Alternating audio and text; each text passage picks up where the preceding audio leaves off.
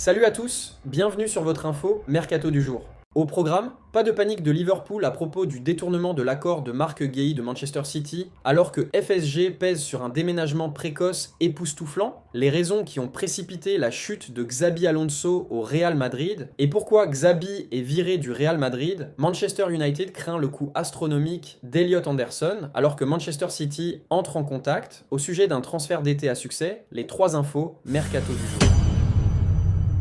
Liverpool est de plus en plus confiant dans sa poursuite du capitaine de Crystal Palace, Marc Guéhi, mais les Reds se sont préparés à un potentiel tournant tardif de Manchester City qui pourrait forcer un mouvement accéléré dans la fenêtre de transfert actuelle de janvier. L'international anglais de 25 ans, dont le contrat à Selhurst Park expire à la fin de la campagne en cours, est depuis longtemps sur le radar de Liverpool. Les pourparlers ont considérablement progressé l'été dernier avant de s'effondrer à la dernière haie, mais des sources suggèrent que l'équipe d'Arne Slot pense qu'elle détient le dessus dans la course. En effet, The Athletic soutient nos affirmations au cours du week-end selon lesquelles la préférence de Guéhi reste à rejoindre Liverpool et est très motivé à passer à Anfield, le considérant comme la prochaine étape idéale de sa carrière. L'urgence de Liverpool s'est intensifiée après un revers défensif majeur après que le jeune arrière-droit Connor Bradley a subi une grave blessure au genou lors du match nul sans but de jeudi contre Arsenal. L'international d'Irlande du Nord a été évadé dans le temps d'arrêt après être descendu du ballon, les scanners confirmant plus tard des dommages aux os et aux ligaments nécessitant une intervention chirurgicale. Bien qu'il ne s'agisse pas d'une déchirure du LCA, le problème est suffisamment grave pour exclure Bradley pour le reste de la saison, laissant Slot à court d'options défensives à une étape cruciale de la saison.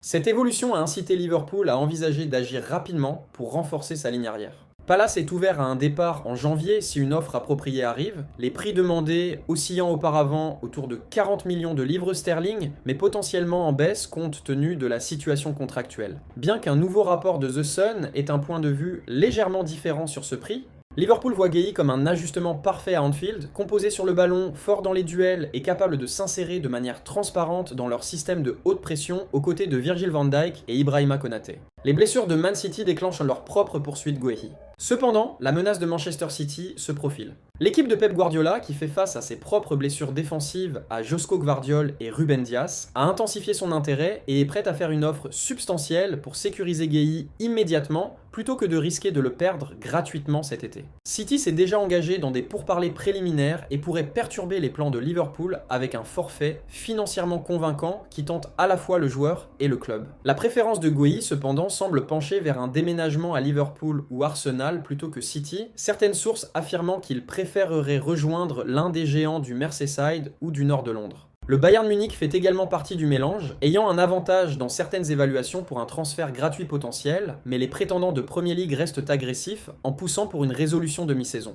Pour l'instant, Liverpool surveille la situation de près et est prêt à bondir si City adopte une approche concrète. Le patron du Palais, Oliver Glasner, a également reconnu la possibilité d'une sortie en janvier si la bonne offre se matérialise, soulignant la nature fluide des négociations.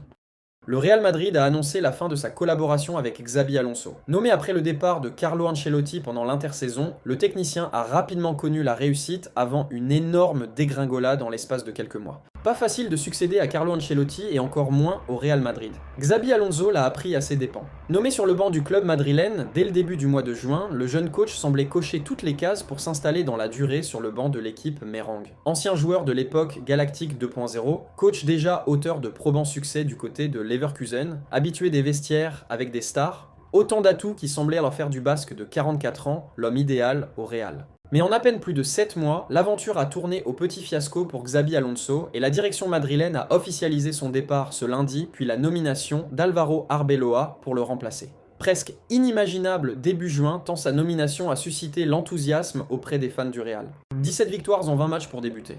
Carlo Ancelotti, rapidement exfiltré vers le Brésil à la tête de la Seleção, Xabi Alonso a pris les rênes du Real pour la Coupe du Monde des clubs disputée aux États-Unis. Malgré l'absence de Kylian Mbappé sur les premiers matchs, la faute à de gros problèmes gastriques, l'équipe madrilène a remporté de belles victoires. Si on oubliera volontiers le nul concédé face à Al Hilal pour sa grande première, un but partout, Xabi Alonso a ensuite brillé pendant ses premiers mois à Madrid. Lors du mondial des clubs, il s'est notamment offert le scalp de la Juventus ou de Dortmund. Malheureusement pour lui, le Real étant reparti sans le trophée, la faute à une lourde défaite en demi-finale face à PSG, toujours sur un nuage après son sacre européen. Corrigé par le club francilien, 4-0, aux portes de la finale et d'un potentiel premier titre, Xabi Alonso a connu là un premier bémol lors de ses débuts idylliques à Madrid. Mais il a rapidement su rebondir et relancer la machine sur les premières affiches de la saison 2025-2026. Avec 6 victoires lors des 6 premières journées de Liga et un 3/3 en Ligue des Champions, le champion du monde 2010 a paru capable d'aider le Real à retrouver les sommets. Et s'il a connu un nouveau coup d'arrêt lors du derby madrilène, 5-2, fin septembre, il a ensuite enchaîné de nouvelles victoires le mois suivant. Si bien qu'entre le 1er juin et le 1er novembre, le Real Madrid version Xabi Alonso possède un bilan de 17 victoires pour un nul et 2 défaites en 20 rencontres, toutes compétitions confondues. Problème, le niveau de jeu n'a pas convaincu malgré les résultats. Une patte Xabi Alonso quasi inexistante dans le jeu. Autant lors de la Coupe du Monde des clubs, on a bien voulu pardonner au Real version Xabi Alonso de ne pas être toujours étincelant dans le jeu. Mais au fil des mois, et malgré les premiers succès, cela ne s'est pas amélioré. Pire, le jeu des Madrilènes s'est finalement délité. Du côté de la presse madrilène et du journal Marca, on pointe la correction reçue contre l'Atlético comme un tournant du début de saison. Avant cette leçon reçue au Riyad Air Metropolitano, Xabi Alonso prônait un football offensif axé sur une récupération très haute du ballon. Mais depuis ce revers contre les Colchoneros, plus rien ou presque. Comme éreintés physiquement, les Madrilènes ont régulièrement tiré la langue sur les fins de match et l'infirmerie s'est en outre remplie. Pendant que Kylian Mbappé enfilait les buts, le reste de l'équipe ne paraissait plus avancé. Même les fondamentaux du Real Madrid ces dernières années ont semblé disparaître puisque le secteur du milieu de terrain a vite affiché certaines limites. Ainsi, les Fede Valverde, Tchouaméni et autres Camavinga ou Güler n'ont pas réussi à faire oublier les illustres anciens partis les uns après les autres, Kroos, Casemiro et le plus récent, Luka Modric. Et si Jude Bellingham aurait pu apporter cette qualité à la création du jeu, la méforme de l'anglais ces derniers mois n'a pas aidé. Le faire a évolué à différents postes dans l'axe ou sur le côté gauche non plus, la crise dans le vestiaire. Carlo Ancelotti savait gérer les gros caractères dans un vestiaire et n'avait pourtant pas réussi à faire cohabiter totalement Kylian Mbappé avec les autres stars du Real Madrid. Xabi Alonso, lui, a semblé se noyer dans la gestion de ses joueurs de renom. Et si le Français s'est illustré sur le plan comptable avec 29 buts en 25 apparitions cette saison, il a phagocyté l'attaque madrilène. Vinicius n'a marqué que 6 buts, Jude Bellingham n'a pas dépassé les 5 réalisations alors que Rodrigo, dans un rôle de super sub, et Arda Güler voient dans leur toto bloqué à 3 pions. En recherche d'équilibre sur le terrain, ce que Xabi Alonso n'est pas parvenu à leur apporter, ces stars ont finalement eu la peau du basque. Soucieux de mettre en place sa tactique, le technicien a voulu renforcer les analyses vidéo et les ajustements. Une gestion radicalement opposée à celle de son prédécesseur, qui laissait plus de liberté à ses talents offensifs pour s'exprimer, qui a provoqué des tensions. D'abord en interne, puis en public. Lors du Clasico, pourtant remporté 2-1 face au Barça, Vinicius Junior a explosé au moment de son remplacement. Un coup de sang visible en mondovision que son entraîneur a rapidement voulu faire oublier, mais qui n'a fait que renforcer les conflits au sein du vestiaire. Une mauvaise série, et c'est déjà fini. Sans réelle patte tactique, avec un vestiaire en feu et qui lui en veut, Xabi Alonso n'a pu survivre que grâce aux bons résultats de l'équipe en début de saison. Mais dès la première série de contre-performance entre la défaite contre Liverpool en C1,